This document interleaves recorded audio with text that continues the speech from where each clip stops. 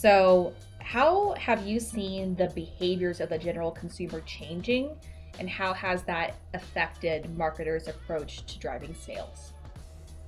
Well, one aspect of that is the expectation of convenience for sure. Um, Partly driven by the pandemic, part of that was already happening to where people want to order their groceries or any of their household items or apparel, just have it delivered to their doorstep. So that aspect of convenience is driving a lot of this. But it seems like another factor is that of discovery, that there's um, an excitement and there's a thrill around discovery, and then sharing that with your friends and your colleagues and your family, and impacting that word of mouth that has always been kind of the foundation for brands to grow. And so I think those two things together, convenience and discovery, has been a big part of the expected consumer experience now. I think one thing when you talk about convenience, sometimes D2C is a little more inconvenient in some ways, right? To go to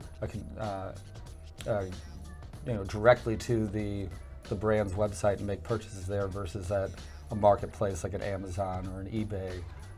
So for the next iteration of D2C brands, I think really have to bring a value proposition to the consumer to have that direct relationship and incentivize them to order directly. Like Nike, that allows you to customize the colorscape of your shoes. That gives you a reason to buy from Nike.com and not from Amazon or from a different storefront. And there's many iterations that you could see from maybe offering timely collaborations with other brands as well, or to give longer term incentives to continue to be loyal customers, to really push outside of the marketplaces that I know brands always would prefer to have their customers buy directly from them. Their profit margin's a lot higher when they're not going through those middlemen, so to speak.